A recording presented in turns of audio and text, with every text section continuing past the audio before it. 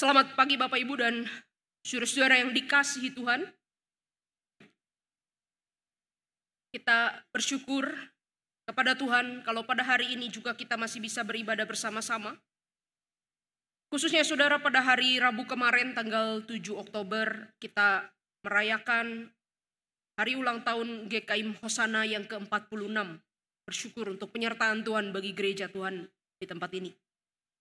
Saudara, hari ini juga di dalam rangkaian bulan Oktober ketika kita merenungkan tema tentang gereja, saya ingin mengajak kita untuk secara khusus merenungkan tentang betapa indahnya identitas kita sebagai gereja di dalam rencana Allah. Tema khotbah hari ini adalah gereja yang dikasihi Allah. Saudara, kata-kata ini sadar atau tidak, mungkin saudara sering kali dengar ya. Saudara sering kali dengar jemaat yang dikasihi Tuhan, saudara yang dikasihi Tuhan. Tetapi hari ini kita mau sama-sama memikirkannya lebih dalam.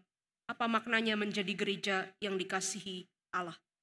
Mari kita mendasari perenungan hari ini dengan membaca dua teks Alkitab, saudara-saudara. Yang pertama dari Perjanjian Lama, kitab Yesaya pasal 54.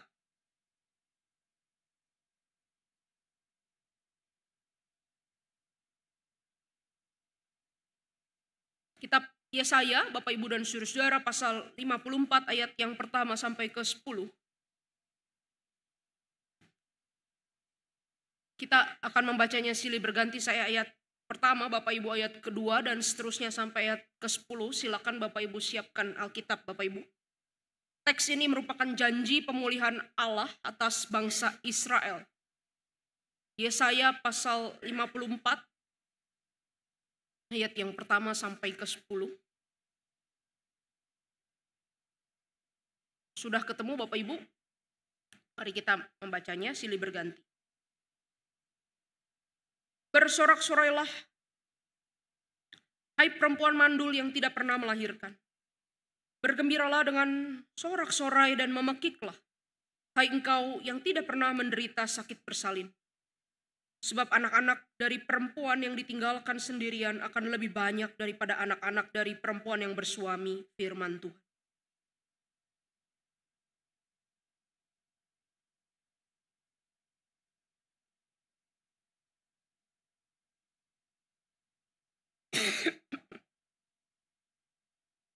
Sebab engkau akan menyebar ke kanan dan ke kiri.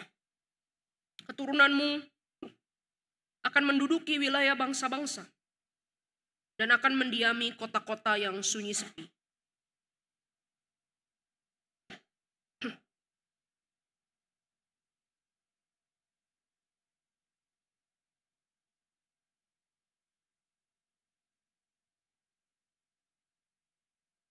Sebab yang akan menjadi suamimu ialah Dia yang menjadikan engkau.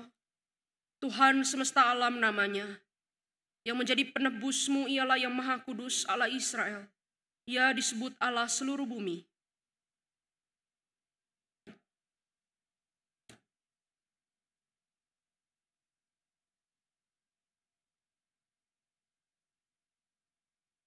Hanya untuk sesaat aku meninggalkan engkau. Tapi karena kasih sayang yang besar, aku mengambil engkau kembali.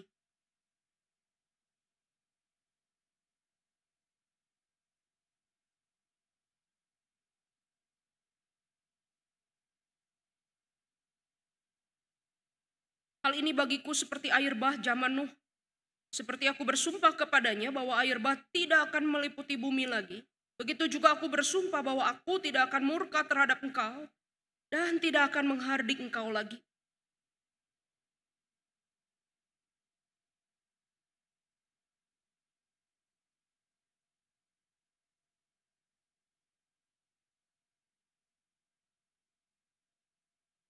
Saudara, bagian yang berikut yang akan kita baca diambil dari Perjanjian Baru, yaitu surat Paulus kepada jemaat di Efesus pasal yang kelima, ayat 21 sampai 33, sebuah perikop yang saya yakin sudah sering sekali kita bahas di dalam kebaktian-kebaktian pernikahan. Efesus pasal yang kelima, saudara, ayat 21 sampai 33. Selain kita bisa belajar prinsip hidup suami istri daripada perikop ini, saudara, sesungguhnya perikop ini juga memberi kita ajaran yang sangat penting tentang doktrin gereja. Bagaimana hubungan Kristus dengan jemaat? Mari kita juga membacanya silih berganti, saya 21, saudara-saudara 22, begitu seterusnya sampai 33. Efesus pasal yang kelima, ayat 21 sampai 33. Tunduklah seorang kepada yang lain di dalam takut akan Kristus.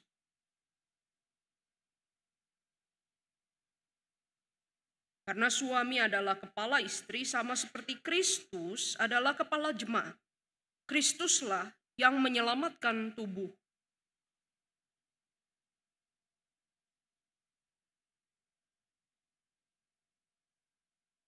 Hai suami, kasihilah istrimu, sebagaimana Kristus telah mengasihi jemaat dan telah menyerahkan dirinya bagi jemaat.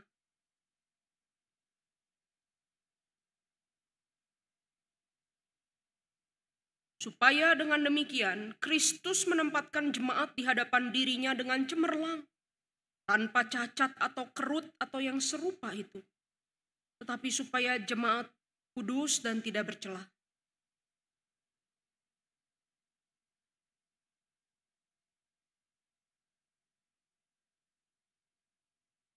Sebab tidak pernah orang membenci tubuhnya sendiri, tetapi memelihara dan merawatnya, sama seperti Kristus terhadap jemaat.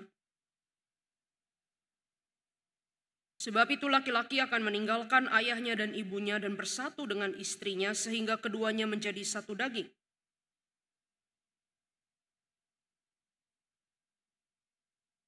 Bagaimanapun juga bagi kamu masing-masing berlaku, kasihlah istrimu seperti dirimu sendiri dan istri hendaklah menghormati suaminya.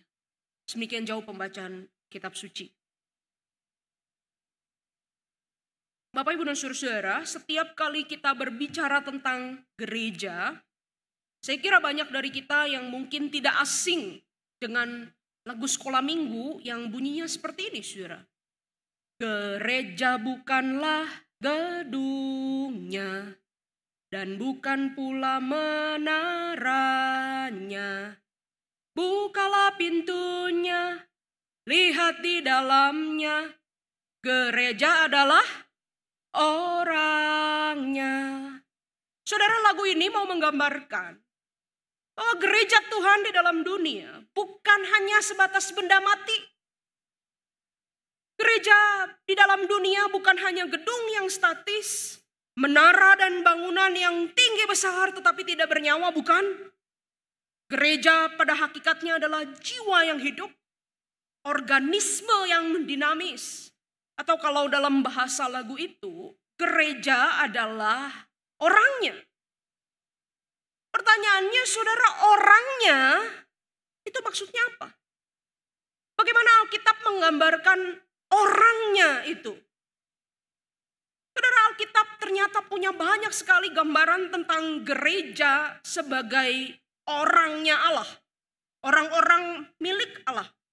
Misalnya, Bapak, Ibu, dan saudara-saudara, gereja digambarkan sebagai kawanan domba gembalaan Allah.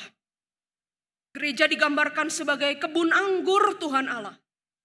Gereja juga digambarkan sebagai rumah rohani atau bangunan Allah, di mana Kristus adalah batu penjuru. Kemudian saudara dan saya adalah batu hidup yang disusun membangun di atasnya. Gereja juga seringkali disebut sebagai tubuhnya Kristus di dalam dunia, dengan Kristus sebagai kepala. Juga gereja disebut sebagai garam dan terang dunia.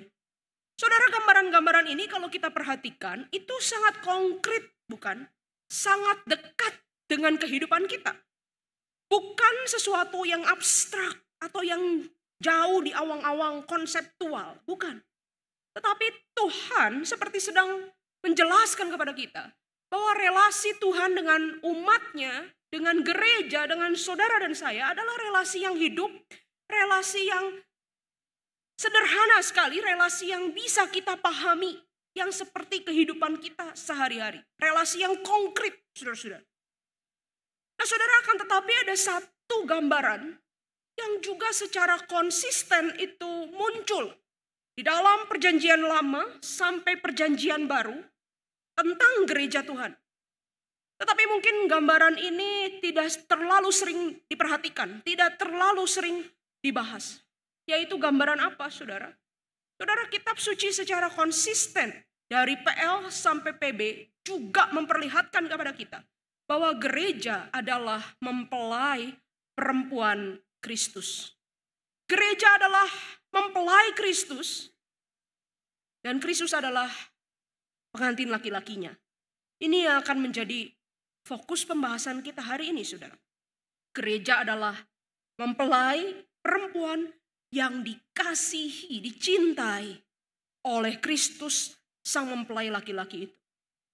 Saudara, gambaran Alkitab ini kemudian diterjemahkan ke dalam bahasa Latin oleh para bapak gereja dan juga teolog klasik di dalam istilah Ecclesia Dilecta Christi Sponsa. Artinya apa? Dalam bahasa Inggris diterjemahkan The Beloved Church, the Bride of Christ. Gereja yang dikasihi Allah, mempelai perempuan Kristus yang tercinta. Saudara, kata sponsa itu nanti dalam bahasa Inggris itu spouse, ya, pasangan begitu ya. Saudara, gereja yang dikasihi Allah. Inilah yang menjadi tema perenungan kita hari ini. Bagi sebagian orang, Bapak Ibu dan saudara-saudara, tema ini mungkin terdengar aneh. Terbalik. Mengapa kok gereja yang dikasihi Allah? Bukankah seharusnya kita menjadi gereja yang mengasihi Allah?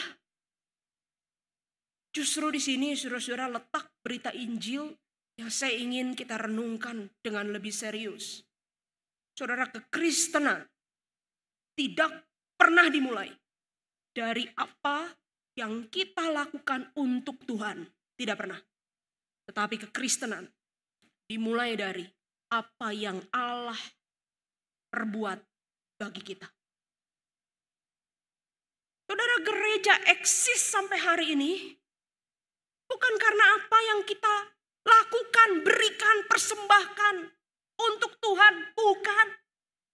Tetapi gereja eksis karena apa yang Allah telah lakukan bagi kita.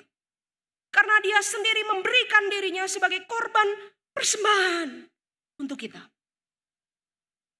Saudara, agama di dalam dunia mengajarkan orang-orang cari Tuhan.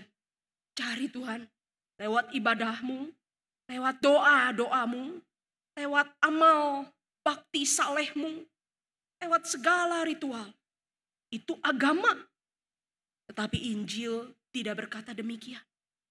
Injil berkata ada Allah yang terlebih dahulu datang cari orang-orang yang berdosa, yang terhilang dan tidak bisa berbuat apa-apa. Maka saudara, tema ini menjadi penting untuk kita renungkan. Karena hanya gereja yang sungguh-sungguh merasa dikasihi oleh Allah, itulah yang bisa sepenuhnya dan setulus-tulusnya mengasihi Allah. Kalau tidak, maka tindakan kasih yang kita koar-koarkan itu mungkin tidak ubahnya hanya sebagai tindakan pembuktian diri semata-mata. Hanya gereja yang sungguh-sungguh merasa dicintai oleh Allah, itulah juga yang akan mampu mencintai Allah dengan sepenuh. Kalau tidak, tindakan cinta yang kita gembor-gemborkan kepada Allah, itu bisa jadi hanya untuk kepuasan diri. Saudara, hanya gereja yang sungguh-sungguh merasa dirinya sudah dilayani oleh Allah, dibanjiri dengan cinta kasih yang limpah ruah, itulah yang bisa melayani Allah dengan sejati. Atau kalau tidak, jangan-jangan tindakan pelayanan Anda dan saya yang kita kerjakan mati-matian, bahkan sampai mati betulan itu, mungkin hanya sebuah upaya menyelamatkan diri dari hukuman. Memperbaiki kehidupan yang saya rasa masih banyak buruknya di belakang. Mencuci dosa-dosa. Tidak ubahnya dengan orang-orang di luar sana yang tidak kenal Yesus Kristus. Saudara, saya harap perenungan kita hari ini boleh menolong kita semakin merasa dikasih, dicintai, dan diberkati oleh Allah. Agar pengabdian kita pun semakin penuh dan sejati. Saudara, di dalam teologi reform, kita sering belajar konsep Injil yang utuh, bukan Injil separuh. Apa itu Injil yang utuh? Bahwa Kristus datang ke dalam dunia ini, menebus hidup kita, menyelamatkan kita, mengampuni kita dari dosa. Bukan hanya berhenti sampai agar kita merasa diri baik, bukan. Bukan berhenti di diri kita saja. Tetapi kita kemudian dituntut untuk memberikan respons. Kita ditebus untuk mempersembahkan hidup bagi Allah. Kita ditebus untuk memuliakan Allah. Itu Injil yang penuh. Dan itu betul, saudara. Saya setuju, Alkitab mengatakan itu. Tetapi saudara, kadang kalau boleh jujur, dalam perenungan pribadi, dalam khotbah-khotbah pengajaran di dalam gereja, kadang kita punya pesan yang tidak seimbang, saudara. Kita assume, ya udahlah, saya sudah tahu Tuhan mengasihi saya. Tuhan mengasihi saya, Tuhan mengasihi kita. Oke, kita sudah tahu. Tuhan mati bagi kita, oke, kita tahu. Tuhan berkorban bagi kita, oke, kita tahu. Kita asumsikan kita sudah tahu. Dan kita kurang banyak bahas bagian itu. Lalu kita cepat-cepat melompat. Kalau gitu kita harus apa? Kalau gitu apa respons kita? Saudara, anugerah kasih yang besar itu jadi begitu tipis, begitu singkat, begitu pendek. Seolah-olah kita sudah tahu, lalu kita kemudian hanya dipaksa atau diberikan waktu yang sangat panjang untuk memikirkan respons kita. Oh, respons kita harus A, kita harus B, kita harus C, kita harus D. Tanpa sadar, saudara, jalan pengikutan kepada Yesus menjadi satu tuntutan yang melelahkan. Menjadi seperti tanggung jawab PR yang saya harus kerjakan di hadapan Tuhan. Saudara, hari ini saya pengen coba kita lebih seimbang melihat hal ini. Bahwa berita tentang kasih Allah itu tidak boleh di-skip. Tapi kita harus diserap, dibenamkan, tenggelam lebih dalam terhadap di dalam berita kasih Allah. Karena hanya dengan begitu kita terdorong dengan sendirinya untuk hidup suci, untuk setia bagi Tuhan, untuk tidak suka dosa dan dunia ini, untuk lebih cinta Kristus daripada segala sesuatu. Saudara, waktu kita belajar firman Tuhan dan coba mengaitkannya dalam kehidupan sehari-hari, pada umumnya cara yang kita pakai adalah seperti ini. Kita belajar satu teologi atau satu doktrin, lalu kita aplikasikan, terapkan dalam hidup kita. Dan itu memang betul, saudara, itu cara yang umum. Ya, contoh. Waktu kita membaca teks Efesus pasal 5, yang tadi tentang pernikahan, hubungan suami dan istri yang kita baca. Pada umumnya, saudara, kita akan melihat relasi Kristus dengan jemaat itu sebagai contoh model. Oh, Kristus berkorban bagi jemaat. Kristus mengasihi jemaat. Maka jemaat harus tunduk kepada Kristus. Nah, begitu juga kita tiru model ini kepada hidup pernikahan kita. Suami harus mengasihi istri, istri tunduk kepada suami, atau juga di dalam relasi-relasi yang lain kalau mau diperluas. Dan itu cara belajar firman Tuhan yang tepat. Tetapi itu baru satu sisi, saudara. Ada sisi yang lain. Sisi yang lain yang kita juga bisa latih. Yaitu bagaimana justru kita balik. Alkitab penuh sekali dengan gambaran-gambaran tentang kehidupan sehari-hari. Ya, misalnya Yesus mengatakan bahwa dia adalah gembala dan kita adalah domba. Yesus mengatakan bahwa dia adalah sahabat dan kita juga sahabatnya. Ya, dan di dalam bagian ini Paulus memakai gambaran pernikahan, hubungan suami dengan istri untuk menjelaskan rahasia hubungan Kristus dengan jemaat. Jadi kita bisa lihat hal-hal dalam kehidupan sehari-hari untuk menjadi cermin. Kita belajar teologi lebih dalam, belajar mengenal Tuhan lebih dalam. Sederhananya begini.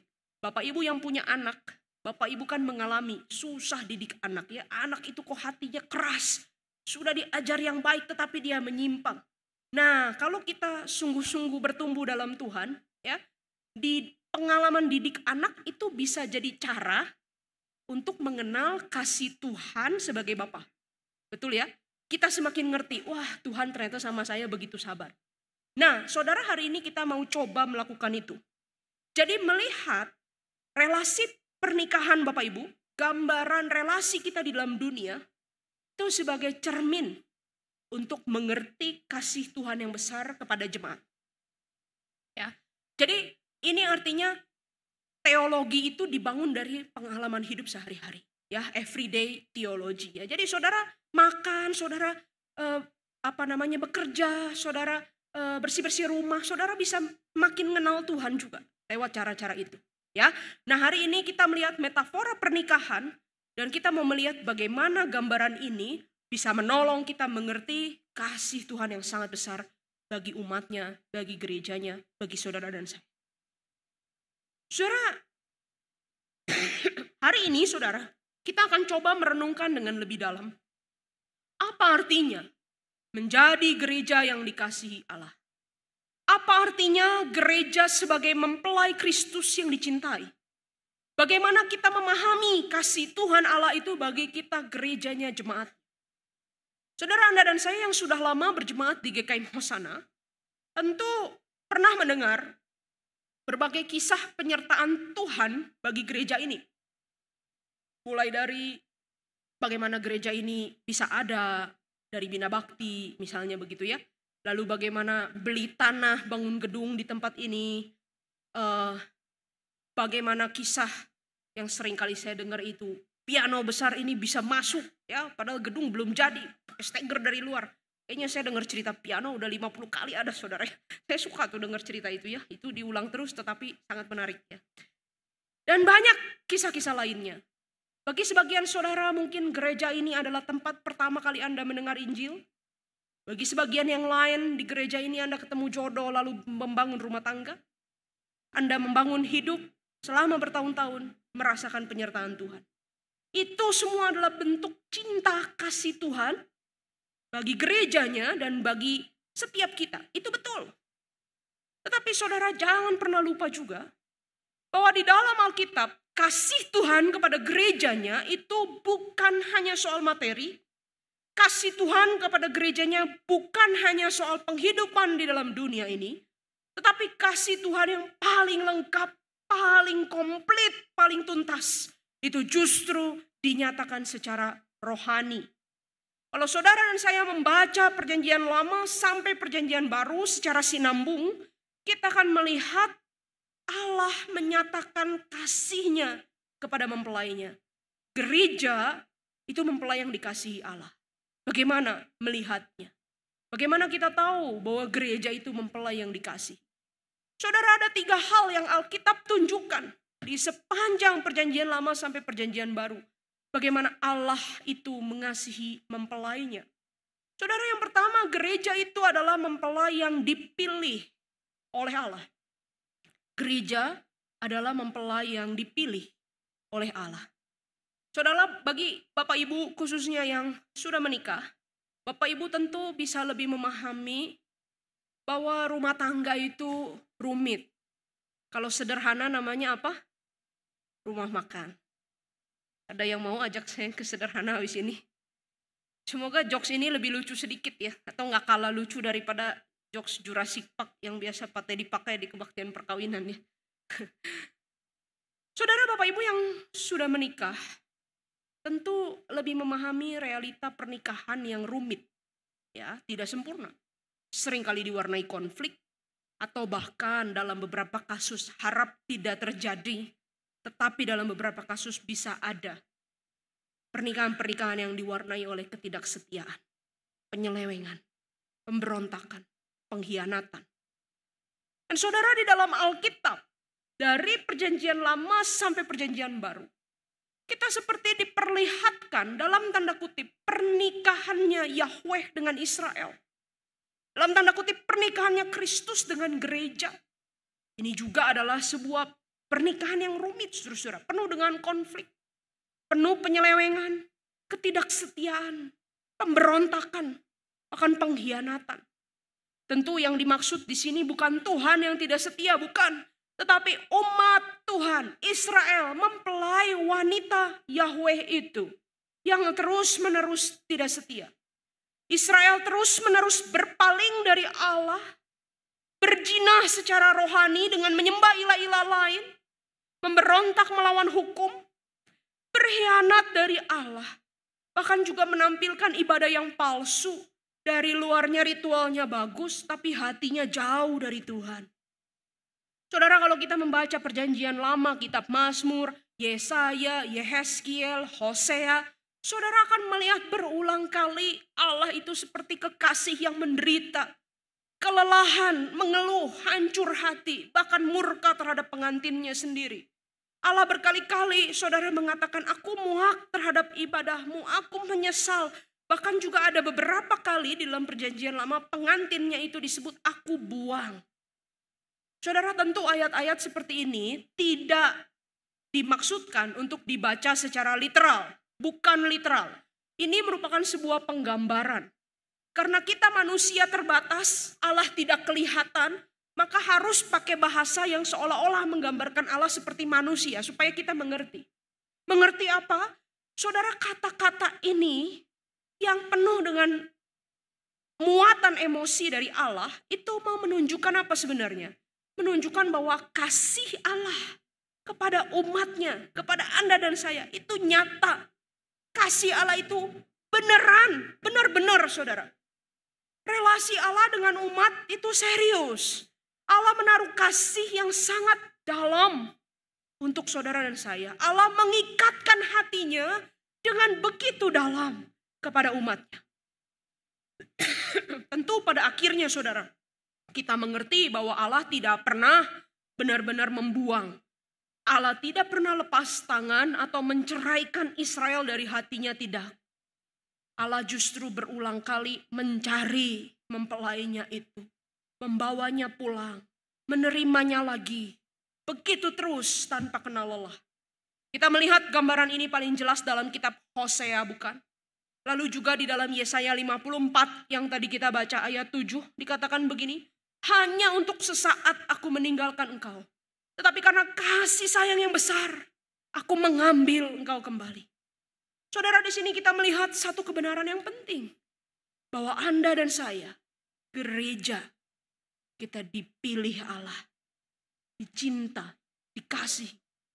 Bukan karena kita sebanding dengan Allah. Bukan karena kita cantik, mempesona, menawan. Bukan. Bukan karena mempelai Kristus itu baik dan layak. Bukan. Bukan karena kita menarik sehingga Allah hatinya tertarik. Bukan. Saudara, kita dipilih. Mempelai Kristus itu dicintai dan dikasih. Padahal kita carut marut. Perjanjian lama berulang kali menggambarkan Israel juga saudara dan saya seperti pelacur yang terus berzinah. Kita orang-orang yang miskin, mandul, tercemar, penuh celah dan rasa malu. Tetapi Allah memilih Anda dan saya. Menginginkan Anda dan saya. Bukan karena sesuatu yang baik pada kita, bukan. Tapi karena cintanya itu memang terlampau besar. Cintanya sempurna.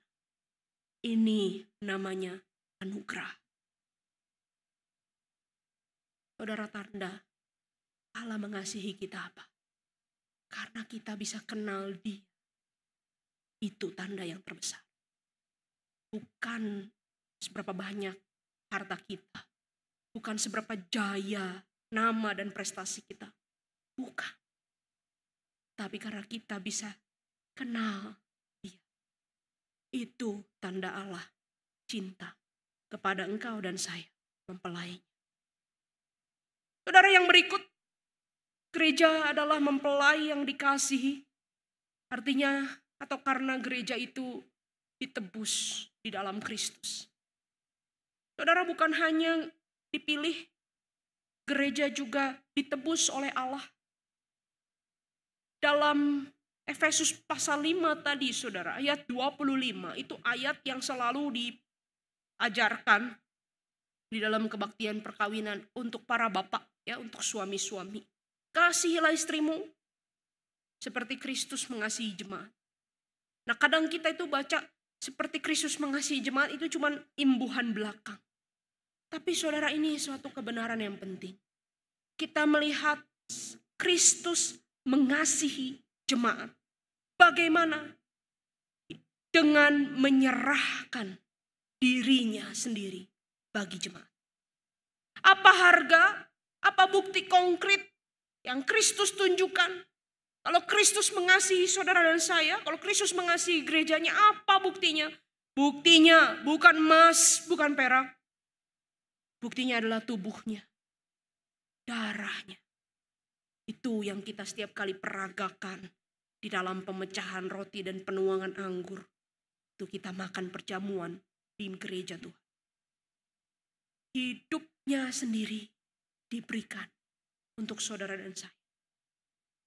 Tadi kita membaca kitab Yesaya pasal 54. Tetapi kalau saudara melihat pasal yang sebelumnya persis, 53.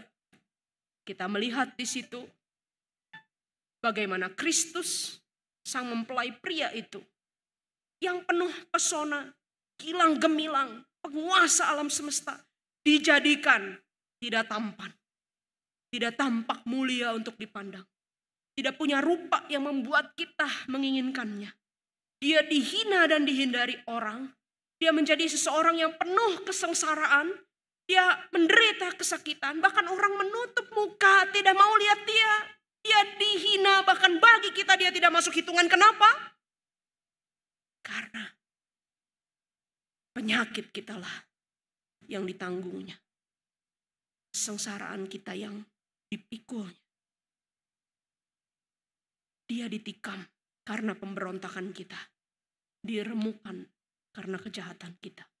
Dan oleh bilur-bilur itu, Anda dan saya menjadi sembuh, menjadi hidup. Kita bukan hanya dipilih untuk dijadikan serupa dengan gambaran, tetapi umat yang jatuh itu pun ditebusnya lagi dengan dirinya sendiri. Saudara, gereja juga adalah mempelai yang disucikan oleh firman. Gereja adalah mempelai yang disucikan oleh firman. Allah bukan hanya memilih, juga tidak berhenti sampai menebus. Tetapi di dalam Efesus pasal 5, saudara, ayat 26 dan 27 dikatakan begini. Kristus menyerahkan diri bagi jemaat untuk menguduskan jemaat itu, sesudah ia menyucikannya dengan memandikannya dengan air dan firman. Supaya dengan demikian Kristus menempatkan jemaat di hadapan dirinya dengan cemerlang, tanpa cacat, tanpa kerut, tanpa apapun yang serupa itu. Supaya jemaat kudus dan tidak bercela. Saudara lihat peralihannya dari pengantin Tuhan yang berjinah di perjanjian lama. Yang terus melacurkan diri kepada ilah-ilah yang lain. Yang carut marut. Yang membiarkan hidupnya dipenuhi rasa malu dan noda. Dibasuh oleh darah Kristus. Dan terus disucikan oleh firman. Itu namanya proses pengudusan. Sampai kita semua menjadi cemerlang. Tanpa cacat, tanpa kerut. Berkenan, mulia di hadapan Tuhan dan memuaskan Tuhan. Saudara, kenapa ya Tuhan kok gak menyerah-menyerah sama saudara dan saya? Yang tomat-tomat, bukan tomat ya, tomat cherry ya, tobat kumat ya, tobat kumat gitu ya. Jadi kenapa kok Tuhan gak menyerah-menyerah sama kita? Karena kasih-Nya melampaui dosa. Kasih-Nya tidak terbatas oleh kelemahan saudara dan saya. Dia menjamin kita diubah, dikuduskan, disempurnakan seturut kehendak. Saudara, maka kalau saya boleh tanya, apa alasan saudara tetap bertahan rutin, rajin hadir ke gereja ini? Apa? Bingung? Coba berdua sok. Apa alasan saudara tetap bertahan rutin rajin di gereja Hosana? Silahkan berdua-berdua. Atau kalau yang masih baru, ya kenapa sok? Kenapa akhirnya datang ke Hosana?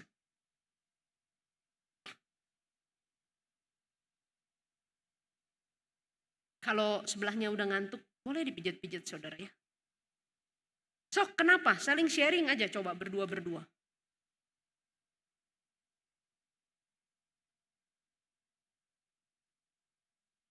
Tentu ada banyak alasan bukan? Dekat dari rumah, pengajarannya bagus, wah puji Tuhan. Senang kalau dibilang begitu ya. Melambung tinggi ke langit ya. Atau apalagi saudara, sudah lama di sini, mau pindah lagi ke gereja yang baru bingung gitu ya. Nah, saudara seringkali alasan-alasan kita bergereja, sadar atau tidak saudara, kadang-kadang alasan kita bergereja itu sifatnya adalah alasan-alasan yang sosial, saudara, sosiologis. Misalnya apa? Kenapa sih kita harus ke gereja? Oh ya karena kita tidak bisa hidup sendiri. Ya karena kita butuh orang lain. Karena kalau kita cuma sendiri nanti iman kita lemah. Karena kita butuh teman. Saudara, itu alasan yang baik juga dan boleh. Benar, itu nggak dosa ya. Itu nggak dosa dan nggak salah. Memang betul. Itu alasan yang sifatnya sosiologis. Dan betul kita makhluk sosial. Tetapi saudara, saya ingin kita melihat dari kitab suci. Bahwa dasar Anda dan saya mengasihi gerejanya. Cinta pada gerejanya. Memberi diri, berbakti pada gereja Tuhan di tempat ini. Harusnya bukan semata-mata alasan sosial saja. Saudara harus lihat alasan yang lebih besar, apa? Alasan yang sifatnya teologis. Bahwa Tuhan Allah memberi nyawanya, memberi dirinya bagi gereja ini. Kalau Anda merasa gerejamu terlalu banyak boroknya, tidak cantik, tidak menarik, kurang modern, kurang didandan seperti gereja orang lain. Saudara ingat, Kristus curahkan darah untuk mempelai yang penuh borok. Untuk mempelainya yang mungkin tidak rupawan itu. Maka Anda punya alasan yang lebih teologis, lebih solid, lebih kokoh dan saya harap tidak diombang-ambing untuk mencintai gereja Tuhan. Maka gereja yang dikasihi Allah, bagaimana kemudian kita membangun satu postur hidup. Saya lebih suka sebut postur daripada sikap. Kalau sikap itu seperti tindakan yang kita bisa latih dari luar, tapi postur itu adalah sikap hati, saudara. Gestur dari dalam hati. Bagaimana postur gereja yang dikasihi Allah? Saudara, gereja yang dikasihi Allah yang pertama itu pasti rendah hati. Apa artinya rendah hati? Rendah hati itu hidup penuh syukur. Terima kasih karena kebaikan Tuhan yang besar. Takjub kagum akan kebaikan Tuhan yang besar. Rendah hati itu sadar saya berdosa tetapi Tuhan cinta saya dengan begitu besar. Saya jadi percaya diri. Saya jadi berani untuk melayani bersaksi di tengah dunia. Rendah hati bukan pura-pura malu menutup diri. Ketika Tuhan suruh Anda dan saya tampil ke panggung dunia lalu kita bilang oh jangan. Kita takut, gereja kita kecil, kita minoritas. Bukan saudara. Bukan juga kalau diminta pelayanan, rendah hati itu, oh jangan saya. Ya. Katanya ada rumor di Hosana katanya ya. Kalau orang yang disuruh pelayanan, Anda mau jadi majelis, langsung mau gitu ya, maka dia gak akan jadi. Katanya rumornya gitu. Harus yang jangan saya, nanti jadi gitu. Diolok-olok gitu ya, katanya rumor. Benar Kotoni begitu? Enggak ya. Nah ini mah rumor saudara ya. Rendah hati bukan pura-pura ya tidak berdaya, pura-pura lemah bukan. Rendah hati itu menyadari bahwa saya punya karunia yang sangat besar dari Tuhan. Karunia apa? Bukan karunia kehebatan, bukan karunia kebaikan. Tapi karunia Tuhan mau cinta kepada orang yang buruk seperti ini. Kepada saya yang buruk seperti ini. Maka Paulus bilang, aku rendah hati buktinya apa? Saya kerja lebih keras daripada semua orang. Tapi bukan karena kekuatan aku. Karena cinta kasih Tuhan besar pada saya. Gereja yang rendah hati. Tidak perlu memikirkan hal-hal yang lebih besar. Yang Tuhan tidak percayakan sekarang. Gereja yang rendah hati tidak perlu banding-banding diri dengan dunia ini atau gereja orang lain. Gereja yang rendah hati bersyukur atas karya penebusan Tuhan. Dan karenanya saya mau hidup serius. Saya mau melayani dengan setia. Saya mau fokus memberikan hidup kepada Tuhan. Bukan karena apa kata orang. Bukan apa karena tuntutan dari dunia ini. Saudara, gereja yang dikasihi Allah juga adalah gereja yang punya postur hati yang tunduk. Ini digambarkan di dalam Efesus 5. Istri harus tunduk kepada suami seperti jemaat tunduk kepada Kristus. Karena kita mengalami kasih Tuhan yang begitu besar. Hati kita akan tertarik dan secara natural kita menyerahkan diri. Submisif. Bukan kepada manusia, bukan kepada otoritas lembaga, tetapi kepada firman Tuhan yang hidup. Karena kita tahu Allah mengasihi. Jadi saya percaya aturannya. Saya percaya ketetapannya. Saya percaya rancangannya. Tuhan mau apa. Gereja yang tunduk selalu bisa membuka diri, dikritik, diperbaiki, diperbaharui. Orang Kristen yang tunduk pada Tuhan, kalau didisiplin sama Tuhan, dikoreksi, meskipun menyakitkan, mau tunduk. Bukan berkeras hati. Ingin standar saya sendiri, ingin saya jadi tuannya. Bukan. Tapi orang yang hatinya tunduk kepada Tuhan. Siap menerima teguran firman. Siap dimurnikan. Siap dibentuk sesuai yang Tuhan mau. Dan gereja yang dikasihi Tuhan, umat Allah yang dikasihi Tuhan, postur yang ketiga adalah setia. Setia artinya apa? Setia artinya adalah Tuhan, saya hanya cinta Engkau, tidak ada yang lain. Saya tidak punya yang lain di dalam hatiku. Hanya pandang Tuhan saja. Dikuduskan bagi Tuhan. Ikat janji, covenant, setia. Karena Tuhan terlebih dahulu setia pada kita. Saudara, adakah hal lain di dalam hidup saudara yang menguasai saudara lebih penting daripada Kristus? Kalau ada, mari datang ke bawah salib. Bilang sama Tuhan, Tuhan, hati saya terbelenggu. Hati saya terjerat. Mungkin saya belum merasakan kasih-Mu yang limpah ruah. Tuhan tolong banjiri hati saya dengan cinta kasih-Mu. Sehingga saya tidak tertarik lagi pada dunia. Anda mau melawan dunia dengan kuasa sendiri, nggak akan bisa. Hanya kalau kasih Allah memenuhi kita, daya pikat dunia akan pudar, lepas dan lenyap. Saudara, Tuhan mau kita setia. Dan Tuhan itu memakai banyak hal dalam hidup ini agar kita kudus dan setia bagi Dia. Di dalam gereja Tuhan memakai pemberitaan firman. Itu satu medium sarana yang sangat utama yang Tuhan pakai. Juga pelayanan-pelayanan, penggembalaan, disiplin-disiplin rohani, bahkan juga disiplin gerejawi yang mungkin kadang menyakitkan. Tetapi di dalam hidup saudara dan saya, kadang-kadang Tuhan juga memakai kesulitan, penderitaan, salib untuk memurnikan kita, untuk membuat kita setia. Kalau Tuhan izinkan itu terjadi, maukah kita rendah hati, tunduk dan setia? Kenapa bisa begitu? Karena kita percaya kasih Tuhan lebih besar dari semua. Saudara, GKIM Hosana usia 46. Kita mensyukuri kebaikan Tuhan atas gerejanya.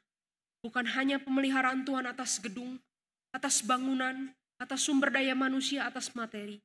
Tetapi mari ingat, kalau Allah sudah begitu mengasihi kita. Dia memilih kita. Dia menebus kita. Dia menyucikan kita.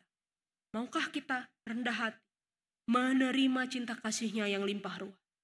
Mengaku segala dosa dan keterbatasan kita. Tidak andalkan kekuatan sendiri.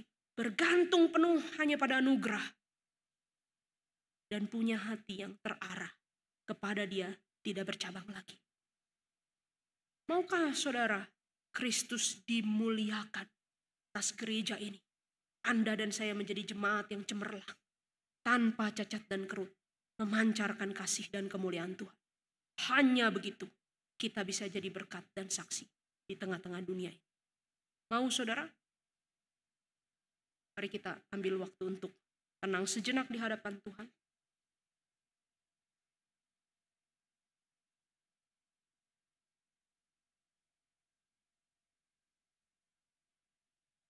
Saudara, mari setiap orang mengambil waktu berdoa secara pribadi. Bersyukur atas penyertaan Tuhan bagi gerejanya. Dan juga atas kebaikan Tuhan dalam hidup saudara dan saya. Dia yang telah memilih dan memungkinkan kita mengenal Dia. Dia yang menebus kita dengan darahnya sendiri yang mahal. Dia menanam saudara dan saya di tempat ini untuk bertumbuh dan dikuduskan. Kasih Tuhan begitu besar. Bersyukurlah. Dan persembahkanlah juga hati dan hidup kita sepenuh-penuhnya, seutuh-utuh bagi Dia yang telah mengasihi kita.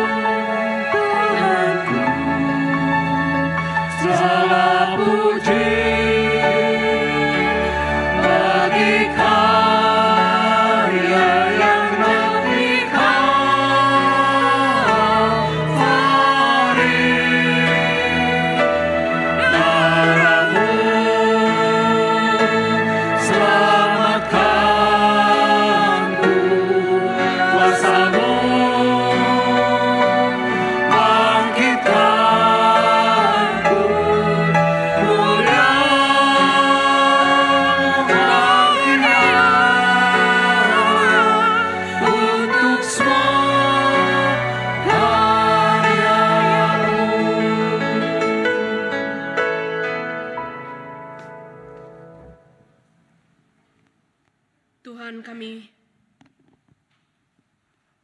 berdoa agar Engkau menurut kekayaan kemuliaan-Mu menguatkan kami dengan kuasa Roh-Mu, sehingga oleh iman Kristus tinggal di dalam hati kami dan kami berakar serta berdasar di dalam kasih. Kami berdoa agar kami orang-orang kudus pilihan Tuhan bisa memahami betapa lebarnya dan panjangnya dan tingginya dan dalamnya kasih Kristus. dan kami bisa mengenal kasih itu yang melampaui segala pengetahuan. Ya Tuhan, penuhilah kami di dalam seluruh kepenuhan Allah. Bagi Engkaulah yang bisa melakukan jauh lebih banyak daripada yang kami doakan atau pikirkan. Bagi Engkaulah ya Tuhan kemuliaan di dalam jemaat ini dan juga di dalam hidup kami. Di dalam Kristus Yesus, turun-temurun sampai selama-lamanya. Amin. Silakan duduk saudara-saudara, kita akan menyaksikan video sejarah gereja GKIM Hosana.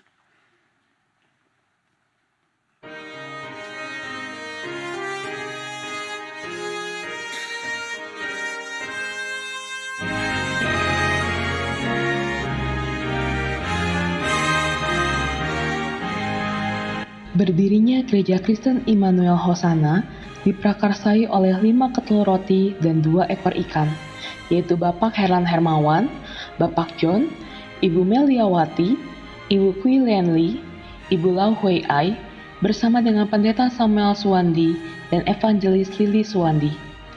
Mereka memiliki kerinduan untuk menjangkau orang-orang yang belum percaya, khususnya siswa, guru, orang tua siswa, dan warga di sekitar Sekolah Kristen Bina Bakti Bandung.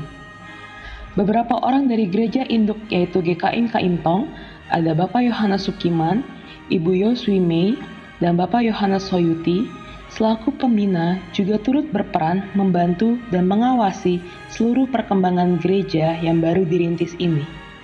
Kebaktian pertama diadakan pada tanggal 7 Oktober 1979 dengan nama Persekutuan Kristen Immanuel Bina Bakti Bandung dengan meminjam tempat di Aula Sekolah Kristen Bina Bakti, Jalan Bima nomor 9 Bandung. Kebaktian perdana saat itu dipimpin oleh Pendeta Simamora dan dihadiri sekitar 100 pengunjung. Tuhan terus bekerja dari tahun ke tahun memimpin pelayanan ini, sehingga pada tanggal 7 Juni 1981, atas persetujuan gereja induk, persekutuan ini berubah status menjadi Gereja Kristen Immanuel Cabang Bina Bakti, dengan jumlah anggota jemaat dan pengunjung ibadah yang terus meningkat. Pada tahun 1983, Gereja Kristen Immanuel Cabang Bina Bakti bersama dengan Gereja Kristen Immanuel Kaintong dan 6 gereja lainnya membentuk sebuah sinode baru bernama Sinode Gereja Kristen Immanuel. Saat itu, Gereja Kristen Immanuel Cabang Bina Bakti juga didewasakan menjadi Gereja Kristen Immanuel Jemaat Bina Bakti. Dibentuklah anggota majelis angkatan pertama serta komisi-komisi pelayanan baru, yaitu Komisi Remaja, Komisi Pemuda, Komisi Anak, dan Komisi Wanita. Seiring dengan pertumbuhan gereja yang semakin baik dari segi kuantitas dan juga kualitas, maka tahun 1986 Majelis Gereja Kristen Immanuel Jemaat Bina Bakti membeli sebidang tanah di Jalan Dr. Junjunan nomor 141 Pasteur Bandung. Pada tanggal 19 Juli 1987, dimulailah pembangunan gedung gereja dengan diawali peletakan batu pertama oleh Bapak Pendeta Samuel Suwandi. Bertepatan dengan hari ulang tahun ke-10 yaitu tanggal 7 Oktober 1989, Gereja Kristen Immanuel Jemaat Bina Bakti akhirnya dapat menempati sebuah gedung gereja yang permanen. Dan pada momen bersejarah tersebut, diadakan peresmian gedung gereja sekaligus perubahan nama gereja menjadi Gereja Kristen Immanuel Jemaat Hosana Bandung. Begitu banyak berkat yang Tuhan berikan sehingga pada tanggal 19 Februari 2005, GKIM Hosana Bandung membuka cabang yang bertempat di apartemen galeri Cimbeluit, Bandung. Sampai saat ini, GKIM Hosana terus menjalankan kiprah pelayanannya di dalam pimpinan Tuhan sebagai bagian kecil dari perwujudan misi Kerajaan Allah. Segenap hamba Tuhan dan Majelis GKIM Hosana bersehati untuk menjalankan 5 fungsi gereja, yaitu ibadah, persekutuan, pengajaran, pelayanan, dan penjangkauan. Kami rindu membina dan memperlengkapi jemaat untuk menjadi dewasa di dalam iman, serta melayani dan bersaksi bagi Tuhan Yesus di dalam setiap aspek kehidupan. Kami juga rindu menjadi saluran berkat untuk merintis dan mendukung berbagai bentuk pelayanan Injil Kerajaan Allah yang Tuhan percayakan. Kiranya segala kemuliaan hanya bagi Tuhan.